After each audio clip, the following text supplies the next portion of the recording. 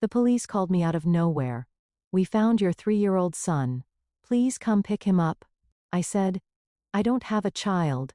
They just repeated, please come. When I arrived and stepped into the room, I froze. Standing there was. October in Chicago was a season when the chilly wind stung your cheeks. Emma Miller stood in the kitchen of her small apartment, brewing her third cup of coffee while gazing out the window. The leaves on the street trees were beginning to turn golden, and the footsteps of people walking on the sidewalk seemed somehow more hurried than usual. Her mornings always began with the aroma of this coffee. 3 years had passed since she became independent as a graphic designer. What had initially been a freelance life filled with anxiety was now beginning to find its rhythm. She had worked on logos, brochures, and website designs for various clients, from small startups to major corporations. She specialized in branding for environmentally conscious companies, and recently work had been coming in through word of mouth. Emma's apartment was located in a quiet residential area in the suburbs. It was spacious enough for living alone, with a work area set up in one corner of the living room where the latest computer and large monitor were arranged. Prints of her work were neatly displayed on the walls, and the bookshelves were packed tight with design-related professional books. The result of prioritizing work over romance was evident in this space. While friends her age were getting married one after another and having children, Emma had walked her own path. On weekends, she often visited her parents' home, about an hour's drive away. Her parents, John and Margaret, worried about Emma's single life. Especially her mother Margaret, who sometimes became nagging in her concern for her daughter's future. Emma, don't you think it's about time you found someone nice and started a family? Her mother had said the same thing last Sunday. Emma knew that the words, Katie had built such a wonderful family, would follow. Every time her mother brought up Katie, a sharp pain ran through Emma's chest. Emma's younger sister Katie had been a beautiful woman with chestnut curls and large brown eyes. She had majored in biology in college and pursued a doctoral program to become a researcher. In contrast to Emma, Katie had been pursued by many men since her student days and eventually married a university friend. She was the pride and joy of their parents. However, that happiness didn't last long. 5 years ago, on a snowy night, Katie lost her life in a traffic accident. She was 27 at the time. It was far too young to die. For Emma, Katie was her only sister and one of her most precious family members. Their relationship was more like best friends than sisters. After Katie's death, the entire family was enveloped in deep sorrow that still hasn't completely healed. Emma sometimes wondered what kind of life Katie would have led if she were still alive. She surely would have become an excellent researcher. She might have been surrounded by children, building a happy family. Every time she imagined this, complex emotions swirled in Emma's heart. Love for her sister, and at the same time, the pressure of having to bear her parents' expectations alone. After finishing her coffee, Emma headed to her work desk. She had an important presentation scheduled for the afternoon. It was a branding project for a new organic food company, and if successful. Can you imagine making $10,000 a month just from YouTube, all from home? That's exactly what I did with Reddit Stories. No face, no voice. Check the link in the description if you're curious. It could become the year's biggest contract. Emma took a deep breath and turned on her computer.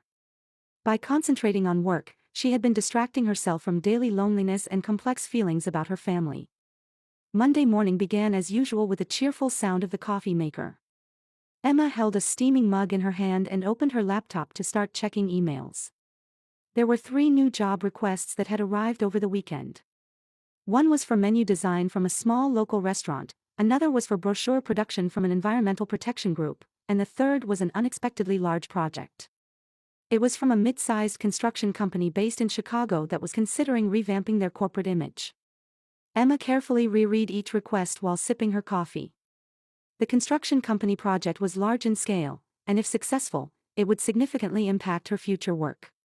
She wrote the schedule in her planner and decided on priorities.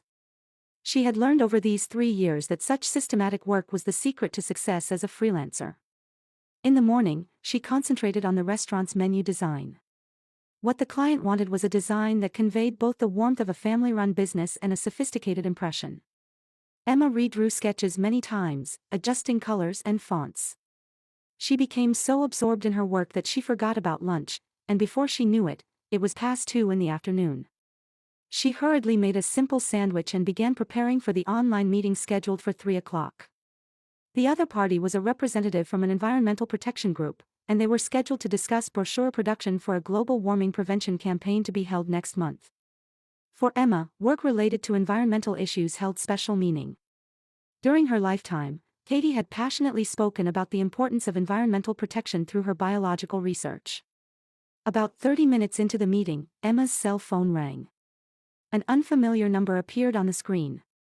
Since she was in a meeting, Emma ignored the call and continued the discussion. However, the same number kept calling repeatedly after that. 5 calls came in 5-minute intervals, for a total of 4 times. "I'm sorry," Emma apologized to her meeting partner. "This might be an emergency, so could I have a moment?" The other party showed understanding, and Emma temporarily suspended the meeting. However, the moment she tried to answer the phone, the incoming call stopped. Emma tilted her head in confusion and returned to the meeting. The representative from the Environmental Protection Group was a kind woman who explained the brochure concept in detail. She wanted a design that balanced the beauty of nature with human responsibility. The meeting ended after 4 o'clock in the afternoon. Emma immediately checked her call history and called back the unknown number. However, only the ringing tone continued, and no one answered. There was no connection to voicemail service either, and Emma hung up with suspicion. Even into the evening, there were no more calls from that number. Emma began researching the construction company project. Looking at the company's website, she found it was a historic company with 50 years of establishment that had recently been focusing on environmentally conscious construction technology. This looked like it would be an interesting project, Emma thought with growing expectations. Around 6 o'clock, while making a simple dinner, Emma reflected on the day's events. The mysterious phone calls bothered her, but she concluded they were probably wrong numbers. Working as a freelancer, she received contacts from various people, and sometimes there were wrong numbers. After dinner, Emma decided to check her answering machine. She rarely used the answering machine function on her old landline phone, but perhaps there was an important message. When she pressed the button, a mechanical voice played. "You have one message." Emma listened with interest. "This is the Chicago Police Department. Is this Ms. Emma Miller? We have an urgent matter that requires your phone call. We're sorry to bother you when you're busy, but please contact us as soon as possible. The number is..." Emma's hands trembled. A call from the police. Surely there must be some mistake. She hadn't done anything that violated the law. She had no memory of traffic violations, and recently she hadn't even had a parking ticket. Or had something happened to her parents? Anxiety suddenly gripped her heart. Emma hurriedly took notes while listening to the message again. It was definitely from the Chicago Police Department, and they had called her name. When she checked the number, it was the same number that had called multiple times in the afternoon. With trembling hands, Emma called the police station. After several rings, a woman's voice answered. "Chicago Police Department. This is Emma Miller. I believe you left a voicemail, so I'm calling you back. Please hold a moment." After some silence, it switched to another woman's voice. "Ms. Miller, thank you for calling. Actually, we have an important matter we need to inform you about." Emma's heartbeat quickened. "What happened?" "We have your 3-year-old son in our custody. Could you come to pick him up?" Emma doubted her ears for a moment. "I'm sorry, what did you say?" "We have your son, a 3-year-old boy, in our custody. Your name and contact information were listed as the emergency contact." "But I don't have any children." Emma's voice was filled with confusion. "Isn't there some mistake?" There was silence on the other end of the phone for a while. "Ms. Miller, could you please come here once? We'll explain the detailed situation. The child also seems to want to meet you." Emma's mind was in chaos. She was certain she had no children. However, it was hard to believe the police would make such a mistake. What on earth was happening? "I understand. I'll come right away," Emma answered. "Which police station is it?" After confirming the address, Emma hurriedly got ready. While putting on her coat and grabbing her car keys, her mind raced through various possibilities. Had someone used her name falsely? Or had she been mistaken for another person with the same name? While driving through Chicago's night streets, Emma was enveloped in anxiety and confusion. Between the reality that a 3-year-old child was in police custody and her certainty that she had no connection to that child, her heart wavered. The Chicago Police Department building emanated an intimidating presence, illuminated by the night's neon lights. Emma got out of her car and shivered in the cold autumn wind. She took a deep breath in front of the building before pushing open the heavy glass door. A middle-aged police officer sat at the reception desk, and when Emma gave her name, he immediately led her inside. Walking down the hallway, Emma's heart was beating violently. The fluorescent lights cast long shadows on the floor, and footsteps echoed on the hard tiles. "You're Ms. Miller." When she turned around, a female police officer was standing there. Although her expression in uniform was professional, it somehow held a sympathetic color. Her name tag read, Deputy Rodriguez. "Yes, I'm Emma Miller. I came regarding the matter we discussed on the phone. Thank you for coming. First, let me briefly explain the situation. Please come this way." Deputy Rodriguez led Emma to a small conference room. Chairs were placed facing each other at the table, and posters about regional safety were posted on the walls. When they sat down, the deputy opened a file. "Around 2 o'clock this afternoon, we received a report from a neighborhood resident. They said a 3-year-old boy was wandering alone in a residential area. When we responded, we indeed found a small boy walking around crying." Emma listened silently. She still couldn't understand the situation. The boy showed symptoms of malnutrition and had multiple bruises on his body. He was immediately taken to the hospital for examination. Fortunately, his life isn't in danger, but he clearly hadn't been receiving proper care.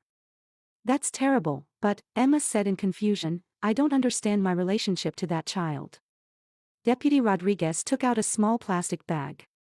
Inside was a small silver locket. The child was clutching this locket. "When we opened it, we found a piece of paper inside with your name and contact information written on it." Emma stared at the locket. It was old silver with a small rose pattern engraved on the surface. She felt like she had seen it somewhere before, but couldn't remember. "Could I see that paper?" The deputy took out a small piece of paper. Emma's name, phone number, and address were indeed written in careful handwriting. However, the handwriting wasn't hers. "This isn't my handwriting. I don't know who wrote it either. Ms. Miller, please meet the child once. You might understand something." Emma nodded. She had no other choice. The two walked down the hallway toward another room. The room had a plaque that read, "Visiting Room." When Deputy Rodriguez knocked on the door, a woman's voice from inside said, "Come in." "Are you ready?" the deputy confirmed with Emma. Emma took a deep breath. "I'm fine." The door opened. In the center of the room was a small table and chairs, with a female staff member sitting there. And beyond the table, a small boy was standing. Emma gasped. The child was indeed about 3 years old. Chestnut curls danced around his head, and large brown eyes gazed at Emma. A slightly upturned small nose, plump cheeks. His clothes were dirty, but his features were beautiful. However, what shocked Emma wasn't his beauty. "Katie." Emma unconsciously murmured her sister's name.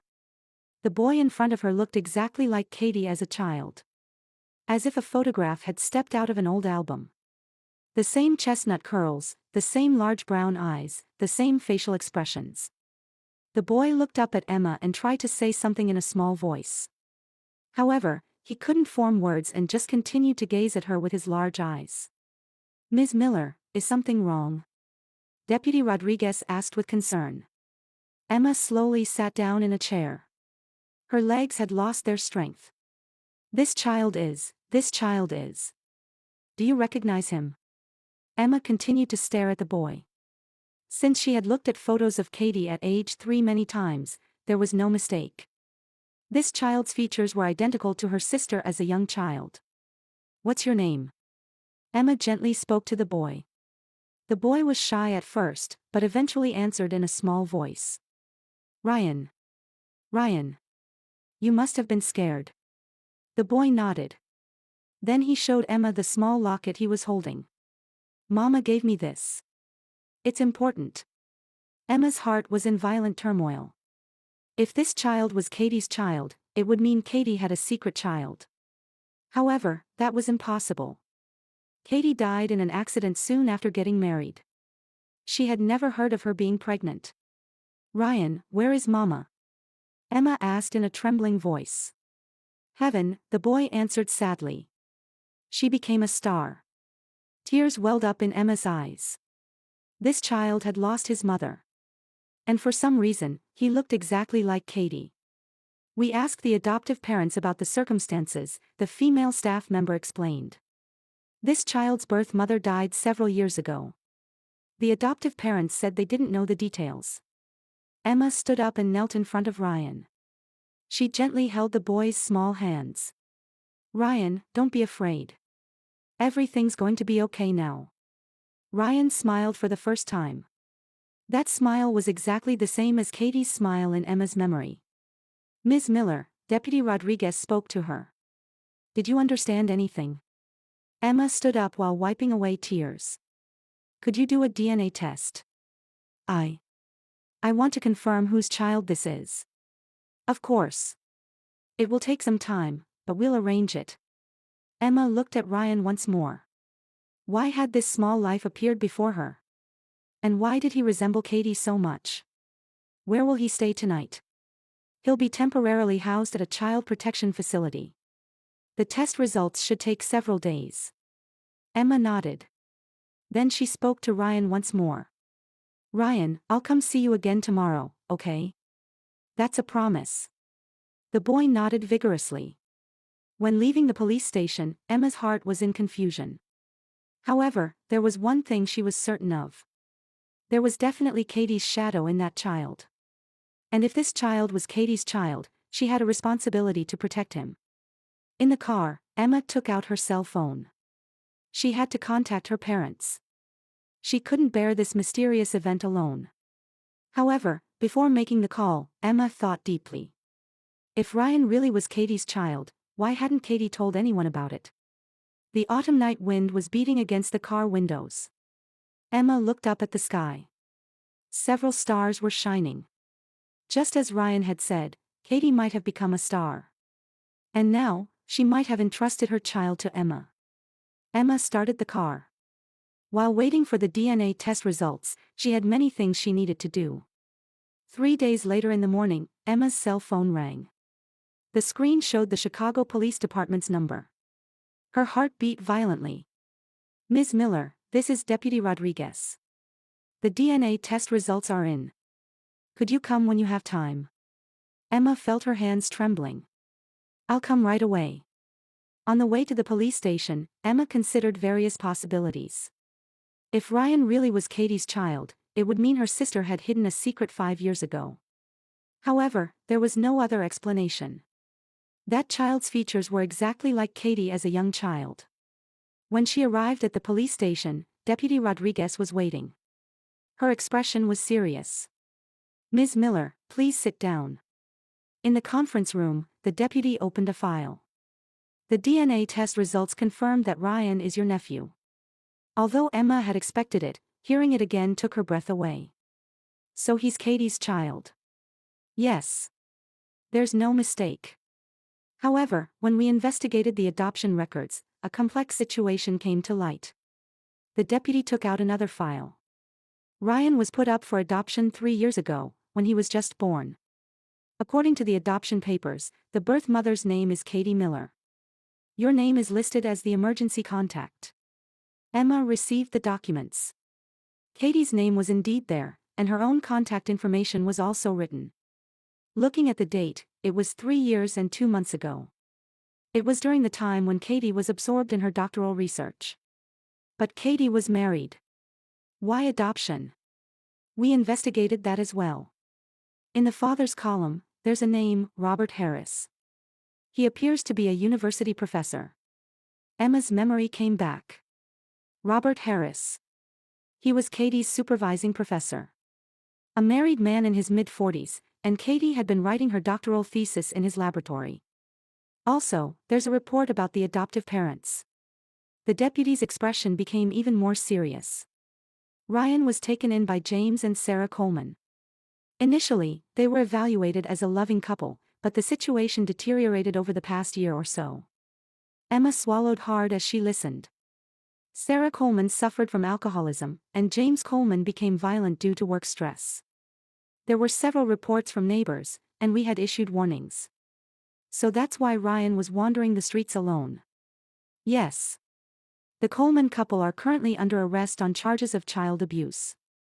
Ryan will never return to them. Emma held her head. She couldn't understand why Katie had made such a decision. Could I speak with Professor Harris? I'd like to meet him. Of course. We've already contacted him, and he's prepared to meet with you. That afternoon, Emma visited the university campus. The biology department building where Katie had studied was old brick construction with ivy climbing on it. The autumn afternoon sunlight cast warm shadows on the building. Professor Robert Harris's laboratory was on the third floor. When she knocked on the door, a tired voice said, "Come in." When she entered the room, a man over 50 stood up. His face was pale, with deep dark circles under his eyes. Having received contact from the police, he seemed to already understand the situation. "You're Ms. Emma Miller, Katie's sister." Professor Harris's voice was trembling. "Yes. I came about Ryan." Professor Harris collapsed into his chair. "I'm sorry. I'm truly sorry," he covered his face with his hands. I caused Katie to suffer." Emma sat in the chair across from him. "Please tell me what happened." After a long silence, Professor Harris began to speak. "Katie was an excellent student. Her doctoral research was progressing well, and I was confident she would become a promising researcher. However, despite being married, I fell in love with her." Emma listened silently. At first, it was the relationship between a supervising professor and student. However, we often found ourselves alone together during long research hours, and gradually we began talking about personal matters. I was the one who pursued the relationship. Katie was confused at first, but she became pregnant. Yes. When Katie confessed her pregnancy, I was shaken. Considering my wife and family, it wasn't a relationship I could make public. Katie had to bear that burden alone. Professor Harris's voice became even smaller.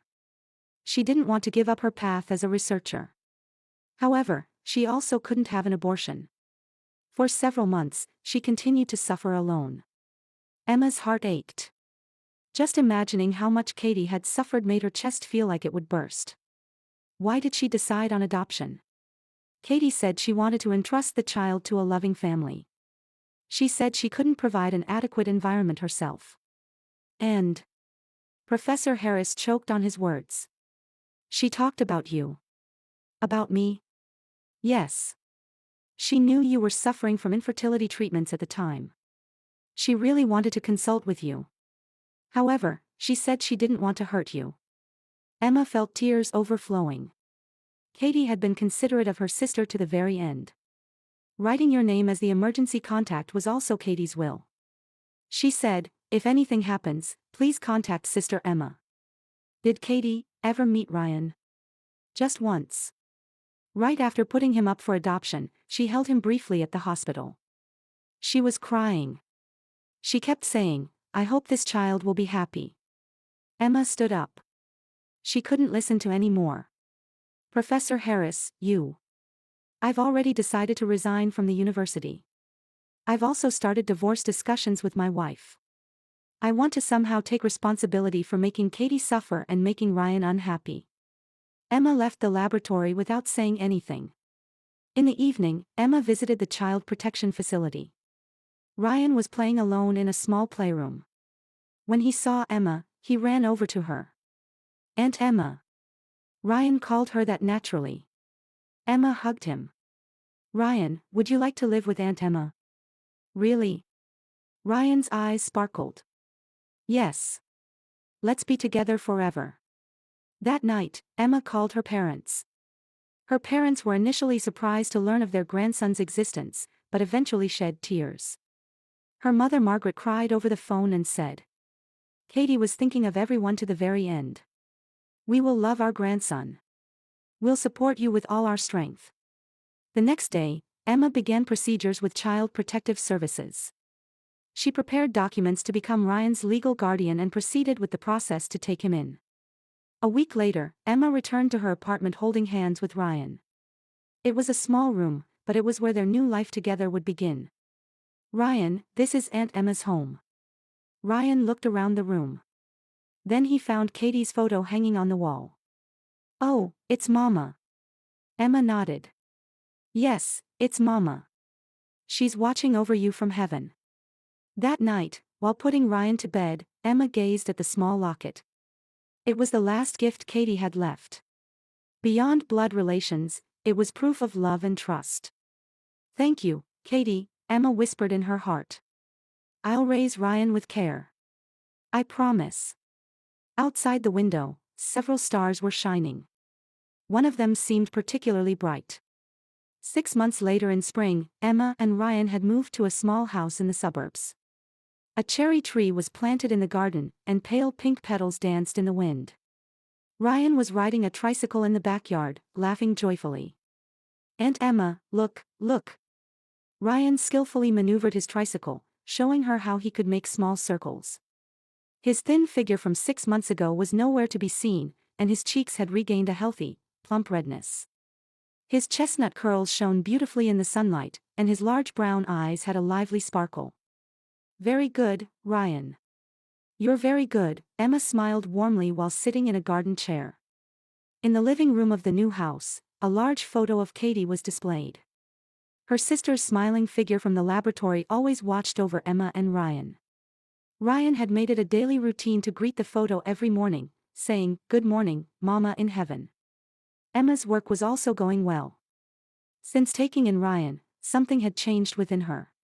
The sense of responsibility for family had further heightened her passion for work. Client trust was also strong, and especially for family-oriented branding projects, she could make deep proposals based on real experience.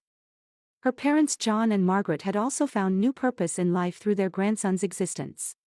On weekends, they always came to pick up Ryan and played with him in the park or went to the zoo together. Margaret especially doted on Ryan, saying, "This child looks just like Katie," while making homemade sweets for her grandson.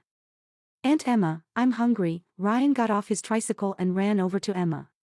Well then, shall we have lunch? What would you like to eat today? Pancakes. Ryan's eyes sparkled. Emma stood up and took Ryan's hand. While making pancakes in the kitchen, she savored her happiness. It was a life she couldn't have imagined a year ago. Quiet time alone had been precious too, but Ryan's presence brought warm vitality to every day.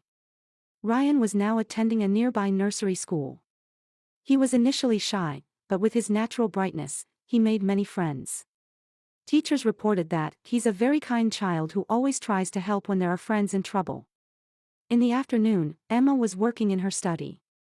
While creating a proposal for a new project, Ryan quietly entered the room. Aunt Emma, working? Yes, just a little. I'll be finished soon. Ryan sat in a small chair and opened a picture book. Occasionally, when there were difficult characters, he would ask, "How do you read this?" Emma would stop her work and teach him carefully. In the evening, the two visited Katie's grave. Fresh flowers were already placed in front of the headstone. While adding the spring flowers Emma had brought, Ryan spoke to the headstone. Mama in heaven, I rode my tricycle today. It was very fun. Aunt Emma made pancakes for me. They were delicious. Emma felt her eyes getting hot. Ryan reported the day's events to Katie every time. Mama, Ryan is a very good child, Emma placed her hand on the headstone. You don't need to worry about anything. We all love Ryan and are raising him with care. On the way home, Ryan fell asleep in the car. Emma looked at his sleeping face through the rearview mirror. This child with Katie's features had given new meaning to her life. When they returned home, Emma noticed one message on her cell phone. The sender was Robert Harris. As promised, he had resigned from the university and was currently working in environmental protection in another state. He occasionally sent messages asking about Ryan's condition. Is Ryan well? I pray that he's growing up happily. I will send support money monthly for his education expenses. This is my responsibility. Emma replied briefly, Ryan is well. Thank you for your support. That night, after putting Ryan to bed, Emma sat alone in the living room. While gazing at Katie's photo, she reflected on the past 6 months. She had been anxious at first. The weight of responsibility for raising a 3-year-old child, balancing work, anxiety about the future. However, Ryan's presence had enriched her life. The quietness of time spent alone had been precious, but the warmth of having family was irreplaceable. Thank you, Katie, Emma whispered in her heart. I will treasure the last gift you left me for the rest of my life. Outside the window, stars shone in the spring night sky.